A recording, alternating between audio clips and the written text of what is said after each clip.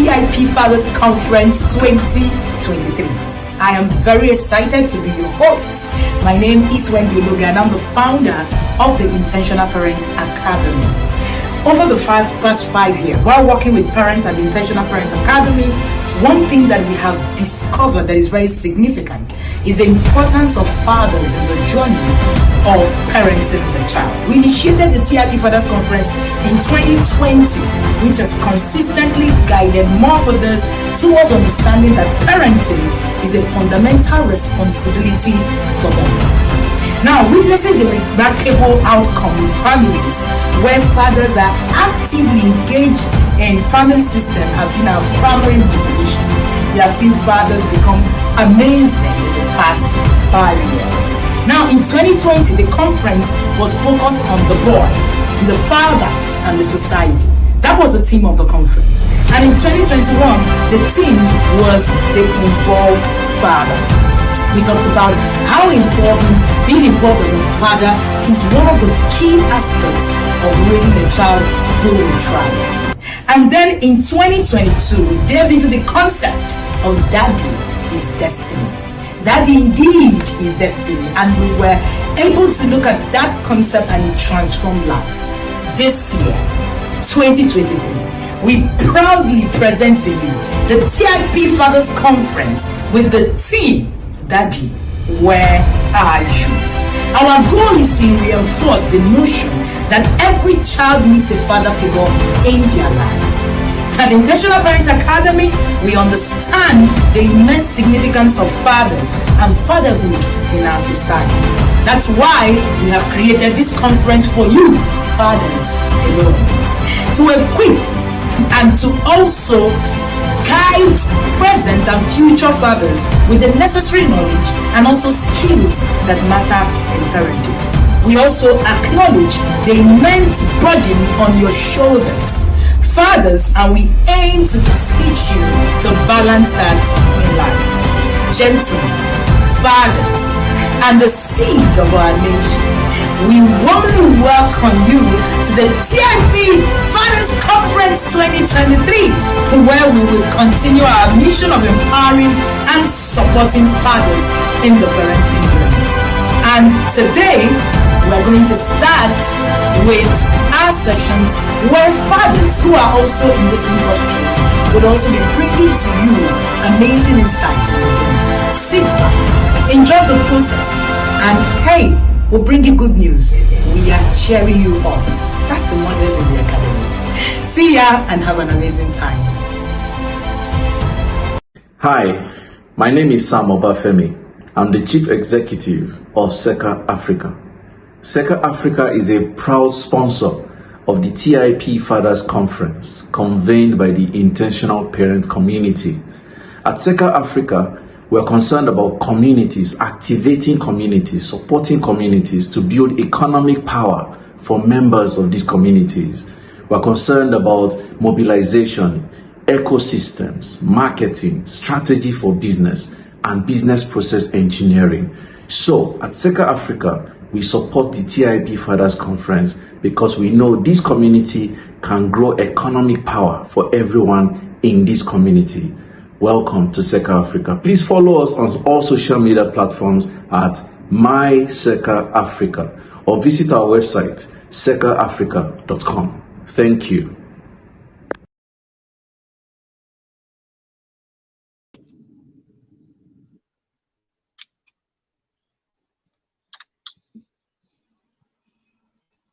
Hello, everyone. Hi. Can everyone hear me okay? It'll be great to see a comment to let me know if I am live and I'm audible. You are all welcome, fellow fathers, gentlemen. Welcome to this session. And I hope you have been enjoying the conference so far. So it's 2022 TIP Fathers Conference with the theme, Daddy, where are you? I've just come up from the session with Coach Chinda. And that session was Becoming the Father You Desire, and it was incredibly impactful. And I hope you guys were on it. I'm just going to run through very quickly some of the things that I learned there. There are 7 things that you need to use to transform to become the father you were created to be. Self-reflection, active listening, practice patience, leading by example, quality time, be open to growth, and cherish the moments. Honestly, guys, like it was, I know I had goosebumps halfway through, right? Like, and this is coming from someone who has been in the academy for a while myself. So I feel like I've heard a lot, but still, when you hear some of these things, they do leave you completely inspired and wanting to be more. And yeah, so I hope you guys are taking advantage of the fact that the conference is going on and you have been attending. Okay, my name is Ibiemi. Thank you very much to the Academy for allowing me to moderate this. I'm very excited. When I was asked to do this, I was like, "Ooh, I just want to come and listen. I just want to come and learn." But it's good to be a part of this amazing group. So thank you, Coach Wendy, for the amazing work that you're doing. Mother in Israel. I don't actually like titles generally, but honestly, this one I give it to you. And I hope you wear that. I hope you wear that crown very, very, with pride, because yes, you have impacted a lot of our lives. Thank you very much to the Wider Academy, for all the great work that you guys are doing to support us in our learning and in our becoming the best parents that we can be. Right. Okay. So this is a breakout session. So I believe some of you will be here and some other people will be in another group. So do not be alarmed if we don't have a list of people. But if you're here, please put up the emojis with the thumb up or the fire emojis. Let's know that we're connected. Please type in the chat and ask questions. I will try to scout down the questions and take the questions with the moderator at the end. With the presenter at the end. But please, I know as things are, ringing in your head, you're being said by are coming to your mind.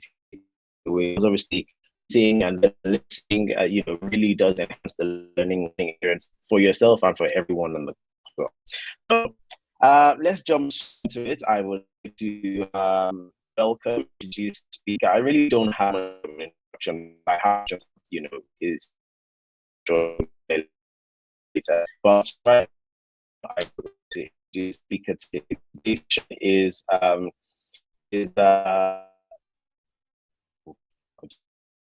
right.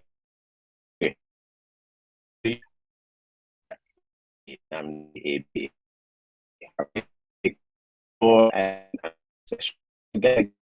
keep it in by to be as you have been in all the sessions very much again, and see you at the end.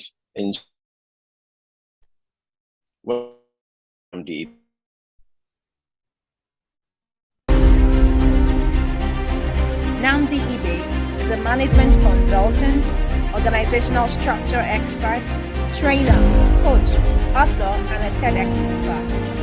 As one of Africa's top business and organizational structure experts, Namdi and his team at Excel and Grace Consulting have been honored to work with a diverse set of business owners in different countries within the African continent to organize their businesses and transform them into well-structured companies through live events, books, direct consulting, and personal coaching.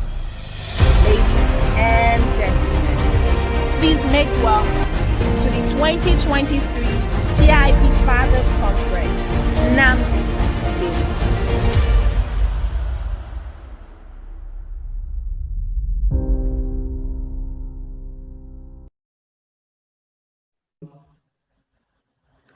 Hi everyone, how are we doing? Ibiemi, you can hear me right? Okay. Hi everyone, and you're very welcome. Thank you for having me.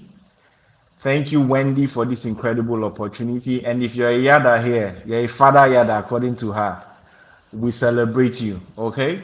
So let's keep the comments and emojis up so that I can know that you can hear me and you can see me. So let's dig in. Let me go straight into today's conversation. I've been asked to speak on business structure, and I'll start by telling a simple story. One of the first things I inherited from my father was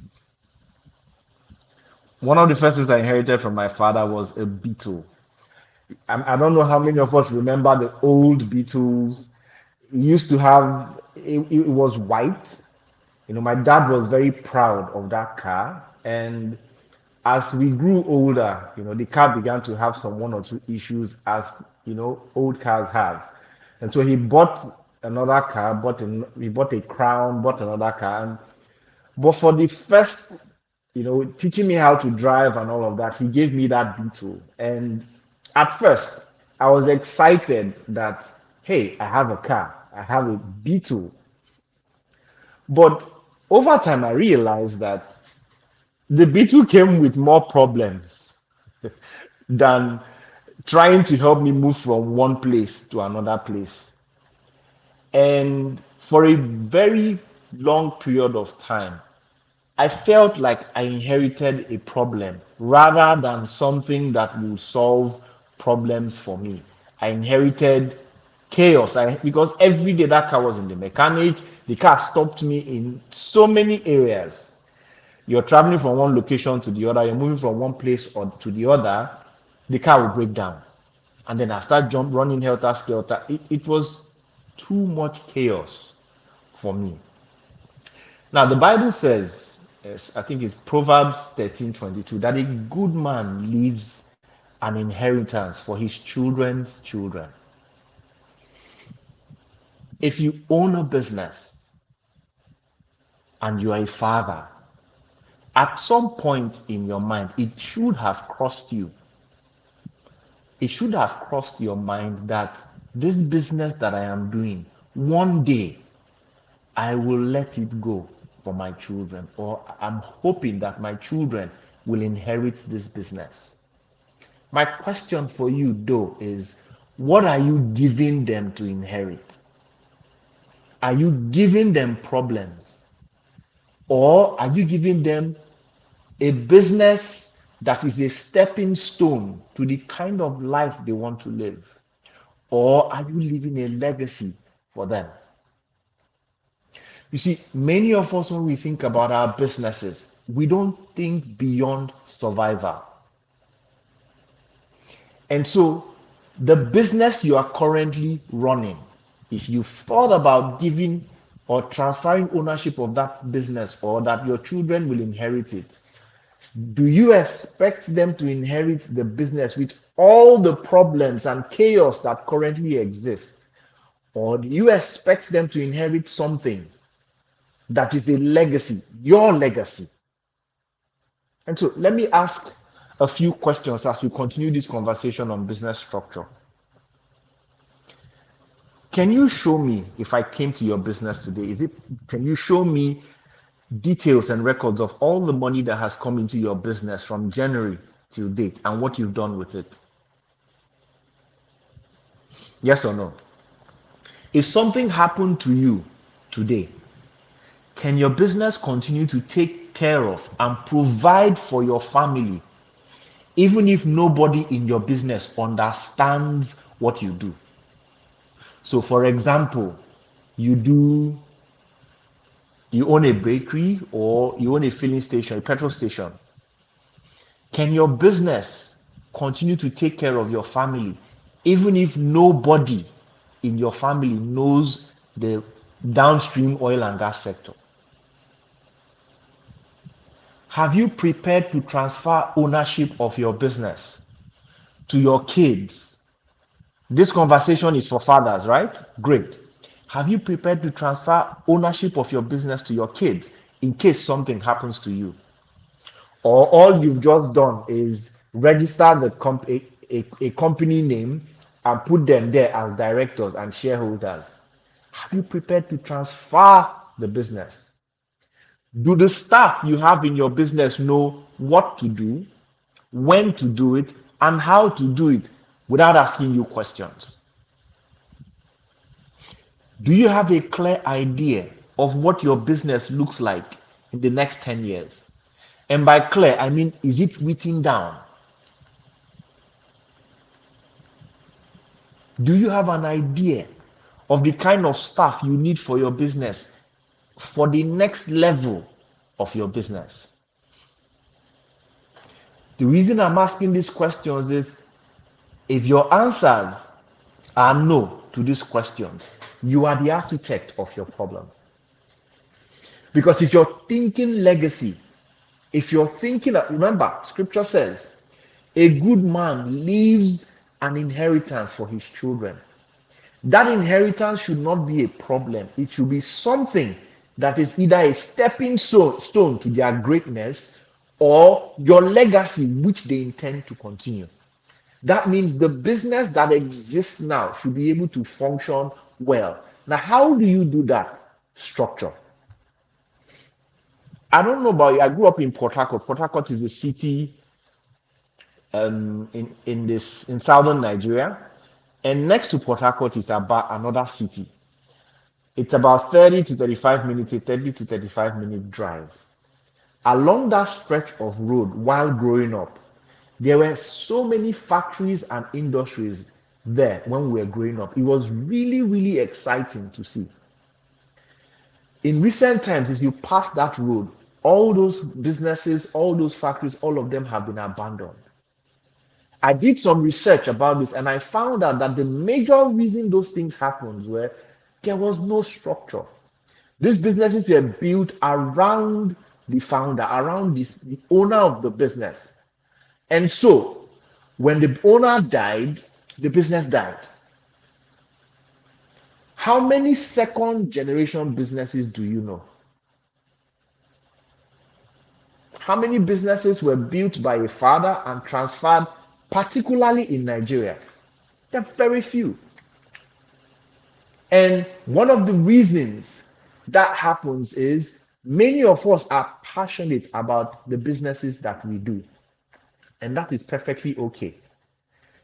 However, I have a problem with the passion conversation.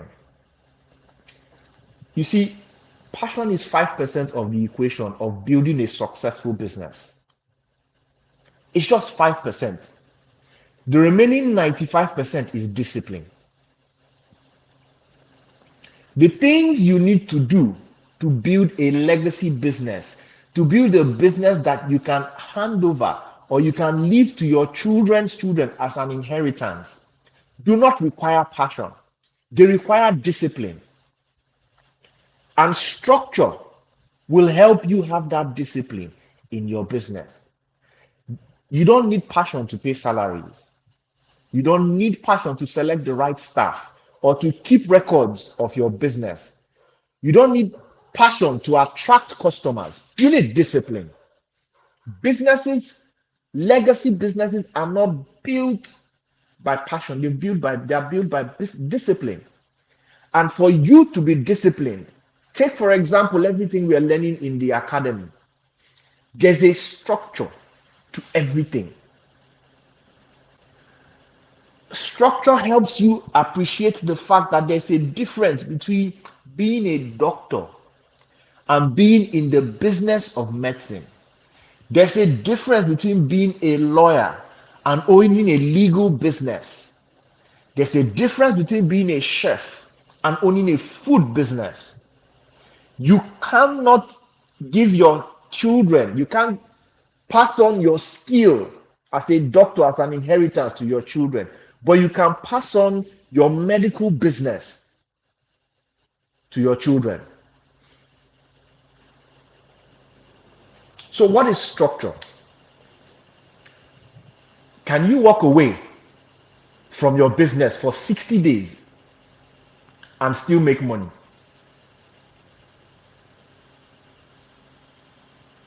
Can you walk away from your business for 60 days and the business makes money without you? A friend of mine, Emeka Nobis, he's speaking in the other breakout session. He had an accident about 2 or 3 years ago. 3 years ago, yes, that left him hospitalized for about 3 months. Now, I have been talking to him about structure for a while, and he kept dancing around it. About a week of him being in the hospital because he had his leg in POP, so he couldn't move. He had to do surgery. About a week into that episode, he called that I should please come. That now he understands exactly what I was talking about, because for that 3 months he was in the hospital, his income dropped. Can you stay away from your business for 30, 60 days and the business still makes money? Because when you transfer ownership of your business to your children, that legacy, the business will be able to function without you. What is structure? Structure is transforming your business from a one-man business to a company. It is transforming your business from a one-man business to a company. It is making that business of yours run on its own with minimal input from you. What is structure? Structure is making your business have the right persons, that's the right staff, in the right roles, doing the right work, obeying the right policies, following the right processes to get the right results. The right people, that's the right staff, in the right roles. Some of us have hired people in unstructured manners, and you have somebody who is good in customer service, and that person is doing marketing. Structure is having the right people in the right roles, doing the right work, following the right processes, obeying the right policies to get the right results. So how do you set up structure in your business? I hope this is making sense. Please, if I can't see any comments, so I hope this is making sense. How do you set up a structure in your business? There are 3 levels of setting up a structure in your business. Today, I will pay more attention to the first level. The first level is setting up the structure. The second level is expansion. And then the third level is transfer of ownership. And so let's start with the first level. Now, just like you will be required to build, if you're building a house, you will need to put block upon block upon block. Setting up a structure for your business requires you to follow the same principles. You build on top one. Okay? The first building block of setting up a structure in your business is you and your mindset. You see, when we work with business owners to set up structures for their business, we start our journey with the business owner. You cannot build a house without being clear about what exactly you are building. And the type of house you will build will be dependent on the kind of mindset you have. If your mindset is for a 3-bedroom flat, you cannot imagine, you cannot even think about building a 10-story building. If your mindset is fixated, if you're thinking of a 500 million naira a month business or a 5 million naira a year business, the structure required for that kind of business is not the same as a 50 million naira business. So your mindset, what do you see? What can your mind imagine? And then still in you and your mindset is your vision. What do you see? This business, what does it look like in 10 years? What does it look like in 50 years? What exactly are you building? If I came to you, if I saw you on the road and told you, hey, even if we're friends, get into the car, let's go. There are questions you will ask me, like, where are we going? I need to explain to you where we're going before you get into the car. One of the reasons we're struggling with employees is we don't know where we're going. So how do we get people who will come and help us get there? Your vision needs to be clear. And I'm not talking of that beautifully crafted vision statement many of us put on our walls and our companies and profiles, and neither you and your employees understand that. That's not a vision. It needs to be clear. It needs to be measurable. The second block of building a business structure is team selection. Team selection. This is where you sit down and determine who is needed. Now, this vision that you're building, who will you need? Who and who will you need to give life to that vision? In what departments will they work? Some of us wake up and say, I'm stressed. I'm really, really stressed. I need somebody who will be doing, who will just be doing accounting for me. Is that exactly what your business needs now? Maybe what your business needs now is a business development head. But because accounting is stressing you, you are focusing on, no. Which is why I said you start with, based on the vision where you're going, who is needed now? Who is needed in the future? What departments will they work in? Who will report to who? That is your organogram. How will you get this staff? Where will you get them from? What salaries and benefits will come to these employees? If salary is the only reward your employees get from working with you, they will not stay. If salary is the only reward, the only benefit, in fact, if you cannot identify 5 benefits that anybody working from you will get personally while they work from you, they won't stay with you long. The truth is, they don't care about your vision, and they are not supposed to. They care about themselves. So why should anybody leave where they are working and come and work for you to help you build your vision? What's in it for them? If you cannot, it's criminal for you to expect a 50,000 naira a month marketer to produce results of a 200,000 naira a month marketer. You are not being realistic. Still on the team selection. Team selection is very important because these are the people who will drive that vision. How do you overhaul the current staff that you have? Who should work where and why? Who will be removed? Who else should be brought in? How do you train your staff? What soft skills are needed? All of these make up your team selection. That's block number 2. Block number 3 is monitoring your progress. Look, one of the moves I will champion, particularly for Nigeria, if I get the opportunity, is for us to begin to pay employees per hour.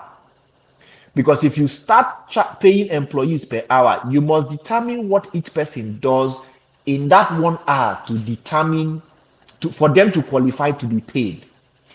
What we do in Nigeria in most cases is we pay, not just in Nigeria, a lot of businesses that pay by the month, countries where salaries are paid monthly.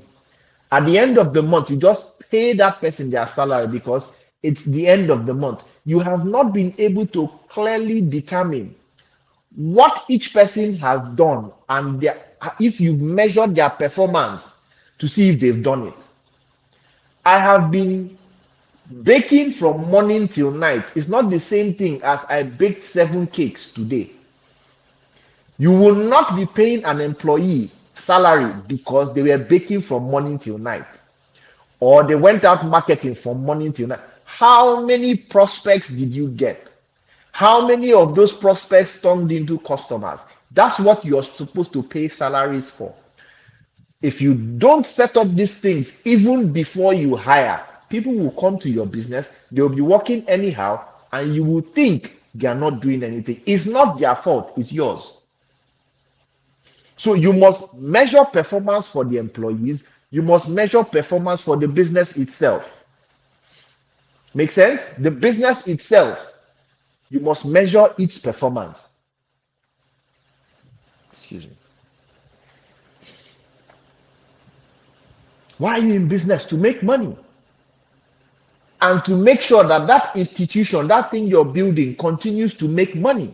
So on a weekly basis, you must be monitoring, are we making progress or not?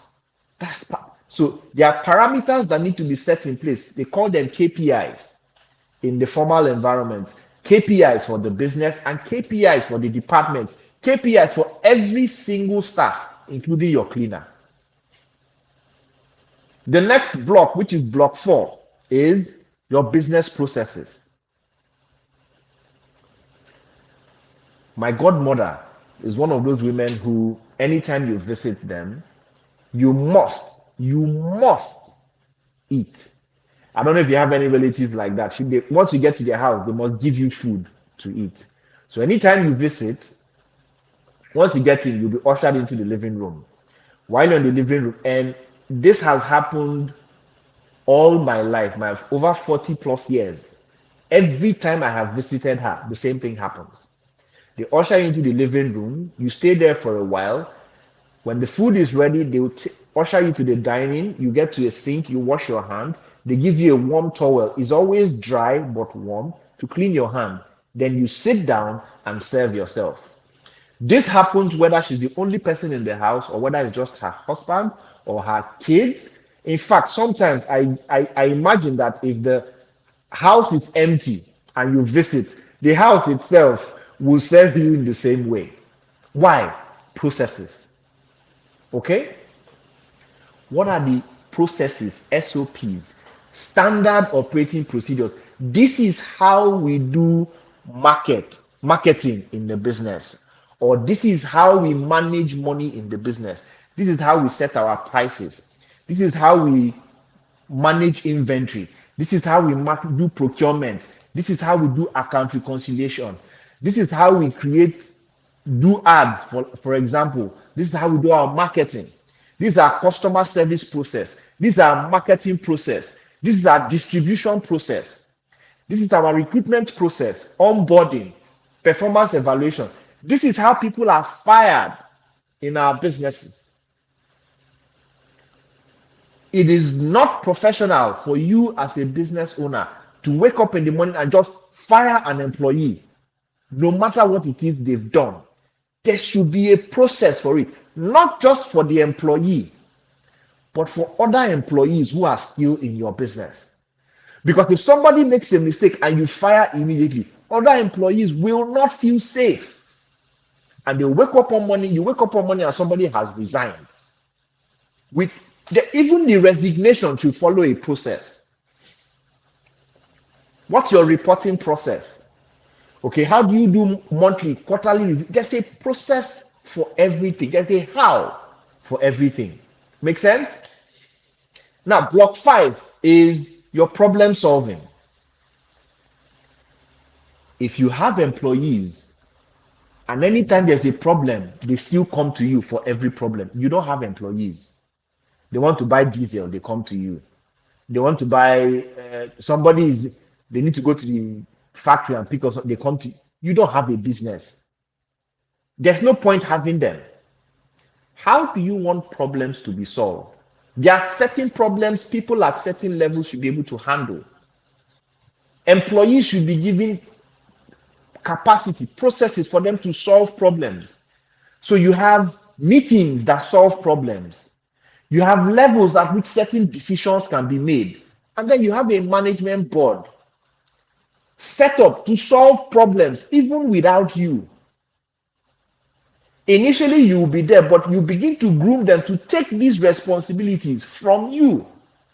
If not, what are they for? The 6th block is information management. The quality of decisions you make in your business is determined by the quality of information that you gather. What are your highest selling products right now in your business? Do you know? Who are the customers that buy the most from you in your business now? Do you know? So when my team and I work with businesses to structure them, the first thing we do is we do an audit. Within that audit, we call it a diagnosis of the business. We look at all elements of the business because we are looking for information that would help us determine the real issues of the business so that we can create a structure that solves them. And in many cases, getting that information is difficult. How do you manage data in your business? How do you collect information? Performance information, sales information, expense information. You make expenses from your business as the MD, as the CEO. You have an accountant. The accountant doesn't know. They can't keep record of it. How do you manage that information and data? Information management is block 6 because it's the only way you can make the best informed decisions. And then number 7, block 7. Exactly, there's a how to every single thing in your business. Then block 7, regulation and compliance. Regulation and compliance here speaks of government policies. Government policies. For example, in Nigeria, the change in fuel prices has forced us to change certain operations in our businesses. The CBN, the float, the dollar float, and all of that, that's a regulation. You have to obey them. There are policies that govern, for example, if you're in the if you're in the pharmaceutical industry, NAFDAC. You produce processed food, NAFDAC. Those are government policies and regulations. You have company policies, internal company policies, code of conduct documents. This is how we behave. These are our core values. Behind me, you can see some of our core values. You see character, you see experience. These core values govern how we behave. What are your core values? Okay? Regulation and compliance. We're talking about things like tax. There's a level your business will not go to until you become conscious of paying tax. There's a level your business will never, there's a capacity your mindset will never be able to take your business to until you become conscious of paying your taxes. Not just for the company, but for your employees. And so, the 7 building blocks are, remember, I said you and your vision.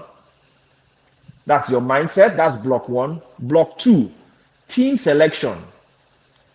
Block 3, monitoring progress of both the business and employees.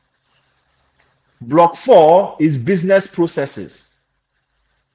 Block 5 is problem solving. How will problems be solved in your business? Block 6 is information management. And then block 7 is regulation and compliance. You see, business structure empowers you to make as much money as you can from your business so you can have time. You can have time to focus on those other things that are important, which includes parenting. With all sense of humility, I currently own and co-own about 6 different businesses. But I rarely, unless I am not in town, I don't miss any of my children's school activities, meetings, PTA meeting, they are graduating from school, they are doing social and so presentation. As long as I am in town, in fact, sometimes I'm able to shift engagements to make sure I show up for my children's engagements. Why? Because I have structure in the businesses. What I am doing here, the thoughts I am sharing here, any member of my team in Excel and Grace Consulting can do this. In fact, I know there are people who will do it better than me. So if not that Wendy says, the surgeon, you're the one who is going to do this, I could have brought some. Why? The structure is in place. So the first stage, the first level of structure is creating it using those 7 blocks. The second level is scaling up. Now that you have a structure, now that you have a system that makes sure the operations, because there are 3 major areas of your business. You have the operation side, which is producing what you sell. And then you have marketing, which is selling what you produce. And then record and bookkeeping, data management. So with structure, you've taken care of recording and information management. You've taken care of operations, all the operations issues. It's at this point, your marketing should go crazy. This is the point you should be thinking of expansion, scaling. Are you moving into are you going up the value chain? Or are you increasing your market share? You can do that now because you have a firm structure for your business. Now, the third level of structure, the third level of this conversation is where you say, okay, I think I have done enough in this business. It's time I hand over the business. This is where you appoint somebody else as MD. Now, that's not happening now. It may take you 10, 20, 30 years. You hand over the business to someone else as MD. Now, if you're thinking succession doesn't necessarily mean that your children need to run the business to own it. They can own the business without necessarily running it. And that's one of the things structure would help you do. The Hilton Group is not run by Paris Hilton, but she owns equity in it. So when you're thinking succession, what you're giving your kids, if they are going to inherit anything from you as a father in form of a business, they don't necessarily need to be the ones running the business to inherit it. And for that to happen, this structure needs to be in place. There's so much to talk about regarding structure, because at this succession thing, there's a lot of, you're preparing the business for somebody else to expand on your vision. And it's one of the best things that can ever happen to a father, where you've built something and somebody else comes and expands on your legacy. It is a beautiful thing to behold. Ibiyemi, I think I can take some questions now. Because if I continue to talk about structure, I will talk and talk and talk and talk and talk. But let me take some questions.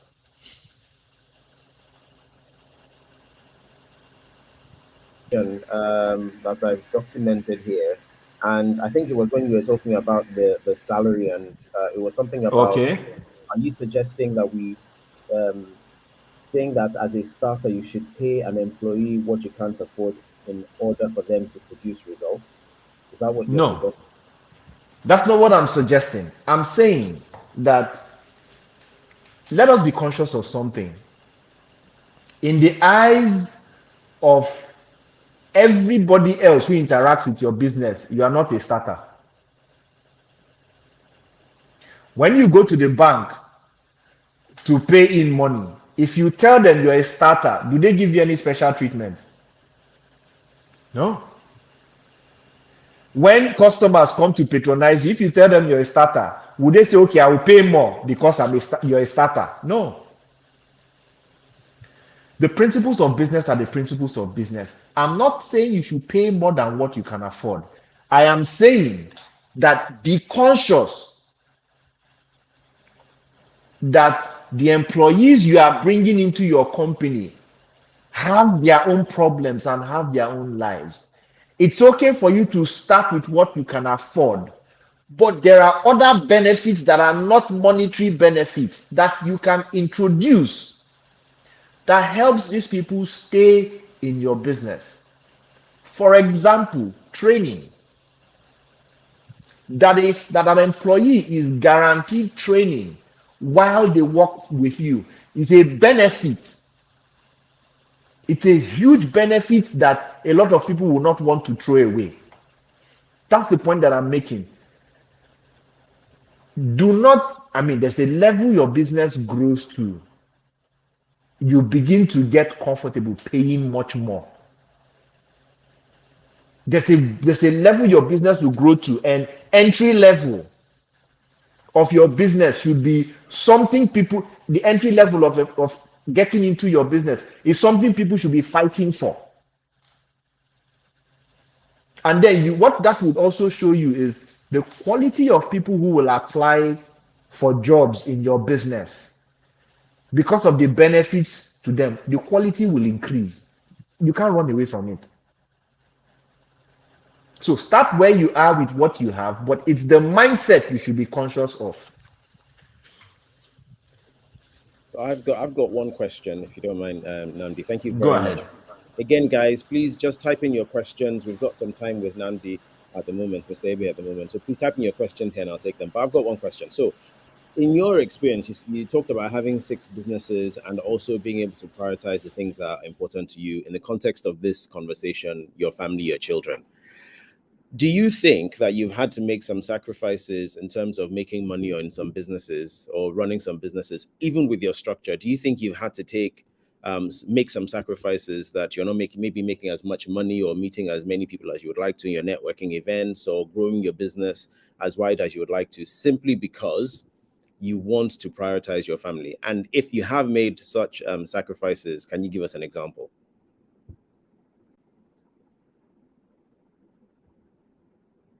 So, for you to do anything great at all in life, you would need to make sacrifices. And one of the sacrifices I have made is to replace myself in things that I would have loved to do and getting other people to do them. What do I mean? I love to train. I really do love to train. And so I've had to turn down certain speaking engagements and give them to other people because I had things to do for my kids. And I do not regret making those decisions. You know the funny thing, you know what? The first time I did it, it was a training for one company. And I had to transfer it to somebody else. I sat down with my team and we changed a few things. You know what we do now? We'll get the deal and then outsource it to these people, give them our training materials if we don't have anybody in-house that's available to do it. So I still make money, but I'm not the person doing the training. So you would need to make sacrifices. The best thing structure, one of the things structure would help you do is to be able to manage you, the business owner, the father. It will help you manage you remarkably. Because if you think about it realistically, it is just about 15 to 20% of the activities in your business that truly require your time. Those are the main activities that bring in money into your business. They are usually not that plenty. It is the operations issues, the running around, those ones that are plenty. And we spend a lot of time there. So if you remove yourself from the operations issues as much as possible, you find out that you have a lot more time. Mind you, there are some doors only you can open. There are some meetings that will not happen because of who you are. And so at those engagements, you have to show up. But then for everything else, with a structure, you don't need to be there.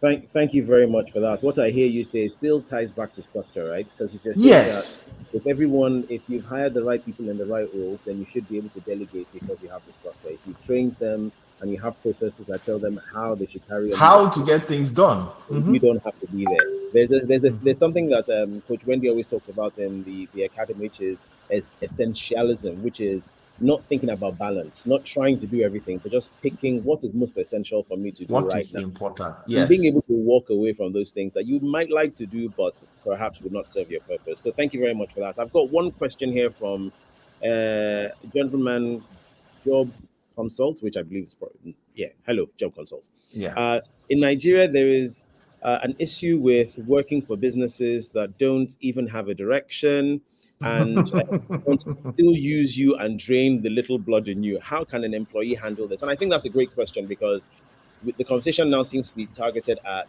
business owners. How can we Yes. apply this to actual employees themselves? If the fathers here are employees as opposed to business owners. Okay. So let me ask this question. My dad died at 72 or so. And I think it was up until he was 67 that I figured out how to get him to change his mind on certain things. 67, that's he died in 2018. So for the better part of my life, I was not able to really change my dad's mindset on a lot of things. Why am I using that as an example? In most cases, you will not be able to change the mindset of your boss or the business owner. It will not work. The best you can do is make sure you are delivering on what is expected of you. How do you do that? Go sit with your boss and ask your boss, sir, this month, I know we are doing a lot of things. What are your top 3 expectations from me? In many cases, he has not even thought about it. You know how we're married and we have expectations of our spouses, but we don't tell them those expectations. And when those expectations are not met, we get angry. But the minute you tell the person, this is what I expect, the person begins to function exactly how you expect. Many of us as business owners live in our heads, and we don't tell these employees what we expect. So this your boss may not tell you. So don't wait. Go to him and say, so sir, there's something I'm doing. I want to know exactly what you expect from me. In the next stage, by the end of this month, what are 3 things that if I achieve them, you will say I have met your expectations. Once you get that, you go back and work on that. The next month you come again. You would even realize that you begin to help the boss, begin to think of applying that not just to you but to other staff. Because you can't change, you can't necessarily do so much. It's not your business. You just work there. Make sense? Yeah, so questions are flooding in now. Thank you very much for that, Namdi. Really, really Okay. insightful. So Bayo Ademola wants to know practical ways of involving our children in the business, even though they may not later run but own the business. Oh, excellent. They can do internship in the business. They can do holiday. Like I'm doing, whenever I have speaking engagements, I either take my son or I take my daughter if it's in town.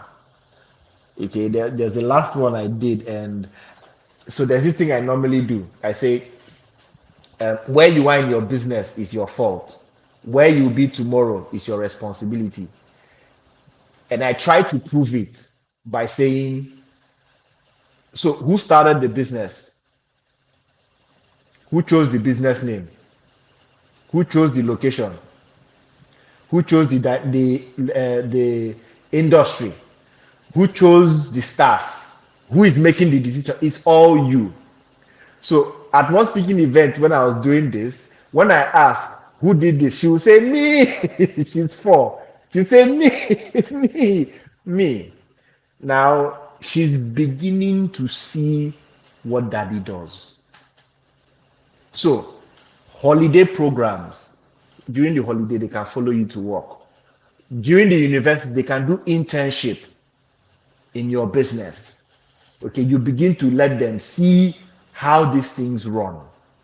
Okay, their first job, they can do not if you're bringing in your kids into your business, do not just take your child, they've graduated, and you make the person MD. I'm sorry, it doesn't work.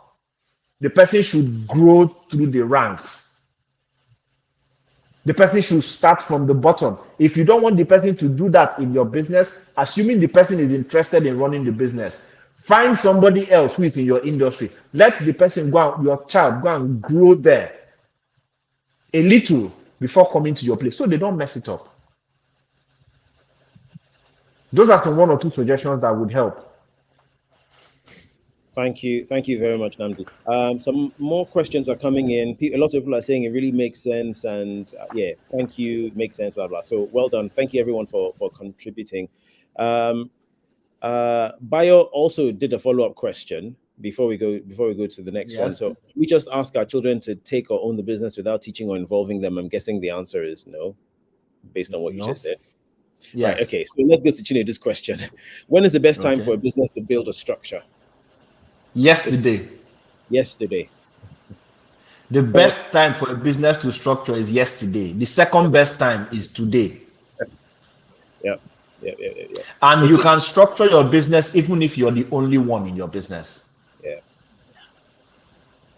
You can structure your business. Remember the example I gave of my godmother and how if I feel like if the house is empty and you visit, the house will still serve you in that manner. You can structure your business even if you're alone in your business.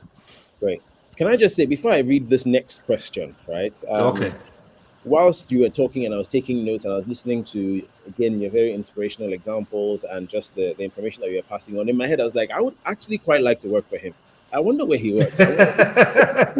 Because again, the way you described it, and this is one of the powerful things about this, the way you described it seems like so, and a lot of people have said it makes so much sense, right? So in the next one is asking, Namdi, can you please give us your contact? This is from Benjamin. So yeah, clearly a lot of people are thinking about sort of contacting you and looking you up. So I don't know if you can tell us what your social media handles are, so we can set you up. Okay, so I can give that.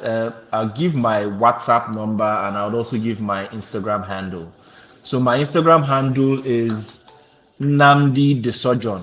Namdi is Nnamdi, Namdi the Surgeon, no space. That's me on Instagram, Namdi the Surgeon. And then WhatsApp,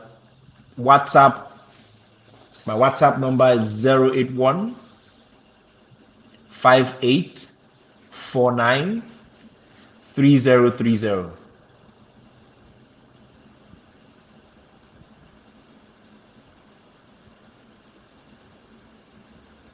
Great, thank you. Now, let me say this for those who are interested in contacting me. I will drill you. I will drill you because building a legacy is not a joke. So if you're coming, be ready. Be ready, because it's not, as you can see, everything I outlined, none of them is a joke. None of them is something that will be taken lightly. Each one of them would require careful setup and implementation. I'm not my consulting firm isn't one that believes in theory. I believe in implementation. It's the doing that produces results. All right. So Chin also says, go ahead. Sorry, just before you continue, there's a point that you made there to say, I've been baking all day. Is different from I baked 7 cakes. And that hit me like a light bulb, because you hear it a lot, right? And people are constantly on the move, but are you actually producing results? So thank you very much for that. Okay. Right. Chinonso Okonkwo, assuming you're a lecturer, can you take your kids to school to see you teach? You can't transfer, so they can do that for fun, but this conversation is not for lecturers. This is for people who own schools. There's a difference between being a teacher and somebody who owns an education business. This conversation is for those who own education businesses. So you can take your kids to see you manage the school, run the school, make decisions with the school, not necessarily teaching. Teaching is not the business isn't in teaching. The business is in selling education. Chino, so that makes sense, right? Yeah, we're hearing that a lot. Someone's asking if it's Nnamdi THE surgeon or Nnamdi DE surgeon. No, THE. THE surgeon. Let's have Yes. his social media. So his social media handle is Nnamdi the surgeon, which is SURGGEON.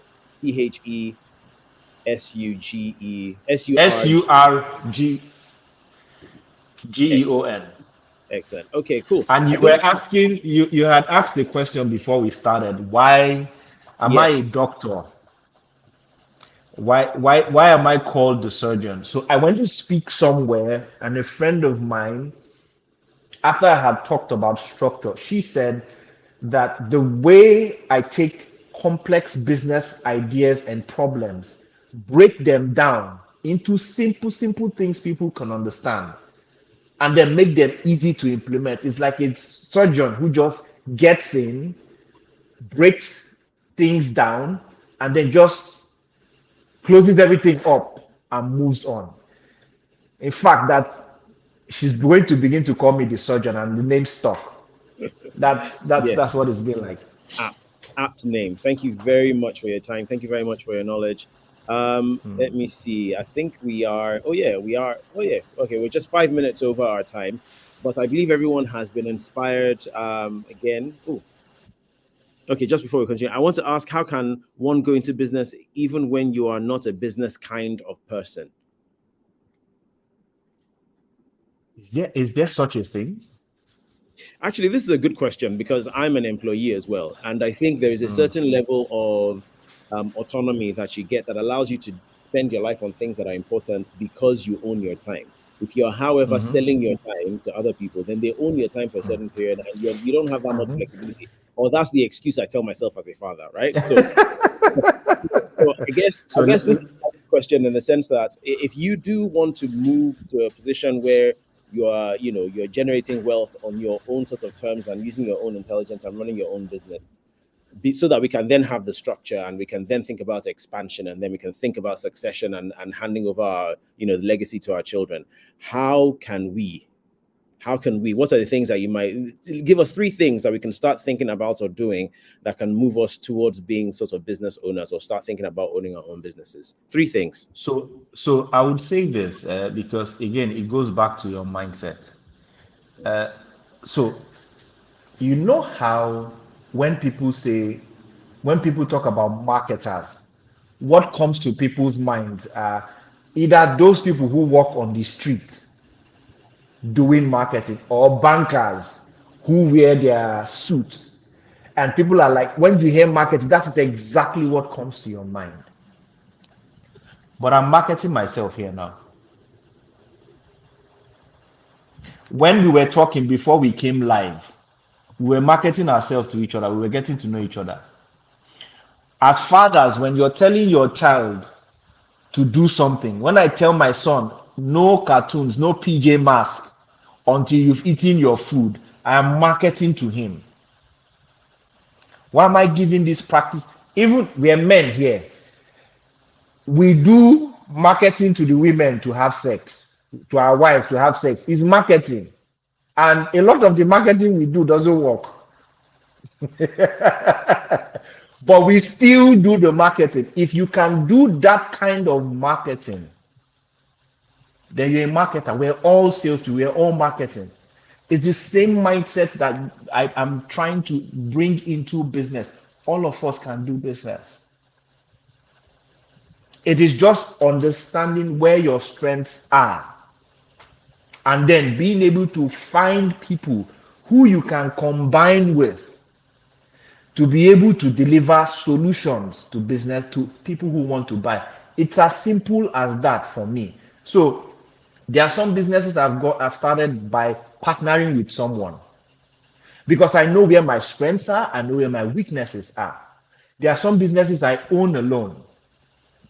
You can invest in somebody's business and just provide oversight while the person is the face, running around doing everything.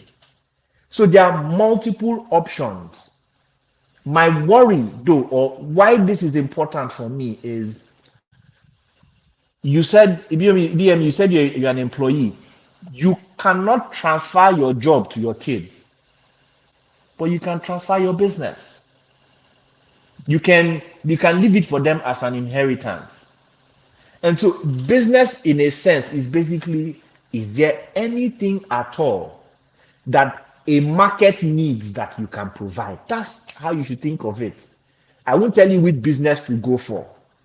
I won't tell you to. Do you know that this platform we're using now, if you made an African version, it will solve a lot of problems. StreamYard is not, it's that we're using is not Nigerian. And so there are options. Just find a market and create a solution for them. You started business. That's all. That's a really good point. Actually, that's actually very inspirational. While you were talking there in my head, I'm like, actually, do you know what? There's nothing stopping you. Yeah, good point.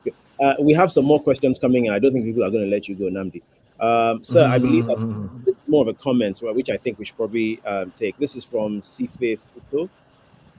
So I believe that I believe that a lecturer can apply these same principles, because if my Nigerian lecturers had more of this structure, I may not have traveled abroad to pursue education. So perhaps maybe if the education business owners thank you. That is it. With the lecturers, yeah. Exactly. Not the lecturers. So if it was if you're looking at this conversation now, the vice chancellors, the management of the schools, the educational structure should be different. Okay. Yeah. Faith Complex has a question. What about startup businesses like in the beverage industry, not in Nigeria, abroad, where labor is very costly? How do I draw a balance about not being present and structure? So I'm guessing Faith is asking a startup business like the beverage industry, where labor costs are high. How do I draw a balance? How do I step away from the business if I don't? How do I have structure if I'm not there or something? Sorry, Faith. Or Faith, maybe you want to type it again. It wasn't very clear, but I don't know, Namdi, if you understand the question a bit. Yeah, better. I think I do. So labor is a fundamental part of your business. You're going to have to pay for labor. And I always teach that if you're not making profit in your business, you're not in business. And so there needs to be you being on ground first. You need to be on ground first to make all the mistakes, to learn the ropes, to create all the processes, to look at things and understand what are those strategies that you can put in place to reduce your cost so that profit goes up before you start, before you get to the point of bringing in so many more people to set up the structure itself. The business has to be working first. It has to make sense before you talk of bringing in that expansive level of structure that doesn't need you. That's the way I will address it. Which goes to the point, one of your tenets there, which is problem solving. You have to role model that and understand how you solve problems, and then teach that to people so that when the problems arise and you're not there, they're able to solve those problems. They know how to handle it. Yes. Good point. What is the difference between management deficiency and structure failure? This is from Moses. Management deficiency and structure. It's pretty easy. Driving the car, deciding where the car should go to, the act of driving the car itself, deciding where the car should go to, what the car will do, that is management. The car's functioning itself, the engine, the brakes, the oil, the fuel, that's the structure. If fuel finishes in the car, that's a structure failure. If the driver takes us to the wrong location, that's a management failure. And so if the structure is correct and leadership is taking us in the wrong direction, or leadership is making wrong decisions, or setting unrealistic targets, or is not able to provide oversight. That is management deficiency. Now, you have a structure on ground and it's causing problems for customers. Maybe you set up a process that has increased the wait time for a customer. That is, and customers are complaining and they are leaving. That's a structural failure. And so management needs to make sure that the structure works. Moses, I hope I answered you. It certainly answered, because when I read that, I had an answer in my head that was essentially wrong. Now that I've heard yours, it made a lot more sense. So thank you for that. Aidan, I'm an employee in the medical profession. I have not done business aspects of this. So how can I go into business? Is it just by investing my money, or how do I start? I will not tell you what business to start. And you don't have to start a business in the medical profession. My approach to starting a business will never change. Find a market, identify their problems, create a solution and test it with that market, then build a business around it. That's how it works for me. Find a market. And if you stick to what you want to sell, not what the market wants, you're going to have problems. So you want to start a business in the medical profession. Do you have enough market in that industry? Do you have enough market in that industry? No. The place where you're seeing opportunities, where you see a market, could be people who want to buy t-shirts. And there's a demand for that, and nobody is serving that market. Please leave your medical profession or medical business and go and sell t-shirts. Now, that's my opinion. Thank you. Thank you very much. A lot of people are opining, so much valuable information. Thank you. So there's been a lot of thank yous, by the way, Namdi. I hope you've seen them. Thank you, Coach Namdi. Yes. Coach saying books himself. So great. It's been really, really good talking to you and hearing from you. I think for me, I'm just going to run through really quickly so that everyone can just rethink or go over what you've already taught us today. I think one of the first things that you said that I thought was incredibly powerful is that a business should be able to exist and function without you, right? Passion is 5%. The remaining 95% of success in business is discipline and structure. And then you ask some really pointed questions. Can you walk away from your business for 60 days and it would succeed? Can you transform your business from a one-man company into a company that has employees and that can run with minimal input from you? Then you talked about 3 levels of setting up a business structure in your business. Then you said first thing is setting up the structure, which has a few points under it. Your mindset, I found this incredibly powerful because the one business I've been thinking about has been tiny. And while you talked about it, you said, can you even imagine that business in 10, 50 years into a multi-million pound or naira business? And actually I struggled. So I should probably ask that one. Second thing was team selection. Then you talked about, thinking about people that can drive your vision, people that can run when you are not there. What department will they work in? What will they do? Are the right people in the right place doing the right thing? You talked about monitoring progress, so monitoring progress of the individuals that work in your organization, measuring performance of the business itself so that you know where things are working and when they're not. You talked about documenting your processes, writing them down so that people can refer to them and know how things are done. You talked about problem solving, and the question here was, how do you want problems to be solved? If people always come to you with an issue, then you do not have a business. You didn't finish the sentence, but in my head, I finished it. You didn't have a business. You have a school. You're raising children as opposed to employees. You have information management. You said that's really important. How do you gather information and how do you use that information to make business decisions? And then the final thing you talked about was regulation and compliance, so adhering to government policies. So that's under setting up the business structure. Then the 2 other things you said, expansion, which again, really good structure will give you great operations, which will then allow you to focus on building your business, because you know that when you then get new people coming in, you have operations there that can handle it or that can scale up really quickly to handle the new business. And then you have transferring ownership. And this one struck me. he said if you've done really well, then you can appoint an MD. If you've done enough with your business, you set it up properly with the right structure, and you're expanding, you can actually appoint someone to run that. And succession, when you think about succession and your children, think succession doesn't necessarily mean that they're going to have to work there, but they benefit from it.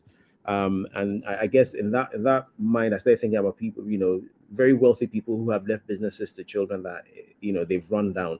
They weren't thinking about succession. They're just thinking about their children earning lots of money in the future. So that was brilliant. So very, very good time spent with you here. I think, for me as a father, I think it's really important for me to start thinking about these things because, like you said, I can't hand over XYZ company that I work with to my children, and I'm giving it all my time and energy, and it would be great to actually spend that time and energy on my children, right? So actually, even though I might want to work 9 to 5, there's an opportunity for me to start thinking about setting up a business and a structure, in which case, in my head, it could even allow me to continue working in a sense while having a strong structure that can earn on the side and that I can hand over to my children. Guys, as fathers, there's a lot for us to think about here. Like I said to Coach Wendy earlier, you should maybe give us these things one a week so that this week I can think about all the things that. But alas, we're moving on to another. So guys, stick with it. Take as many notes as you can. Type your questions and your things in all the other sessions that you're having. If you write it down, it will really help it stick. And I hope you guys have been blessed. I've certainly been blessed. Thank you very much, Namdi. Thank you, TIP, for organizing the conference and for arranging this. This has been very insightful. And yeah, God bless you. And I hope you continue to do well in your business and continue to inspire, generations of fathers to come. Thank you very much. Enjoy the rest of your day, guys. Thank you so much, my brother. I had fun. Okay. Cheers. Hello, my name is Chid Nehemiah, an inner circle parent. One of the best things that happened to me in life is my getting involved in TIP. My wife first told me about TIP and the inner circle after a friend of hers invited her to join TIP on Facebook. Initially, I wasn't interested, but when I heard our life transforming coach Wendy say in one of her videos that one could be an advantage or a disadvantage to their children, especially by their parenting style, I said, wow, let me be part of this before my children will begin to wish that another man were to be their father. My journey in the inner circle so far. Well, if I quit the inner circle now, I can confidently say that I've gathered a lot to be an advantage to my family. But the truth is that there is no quitting because the inner circle has acted as an accountability community to me.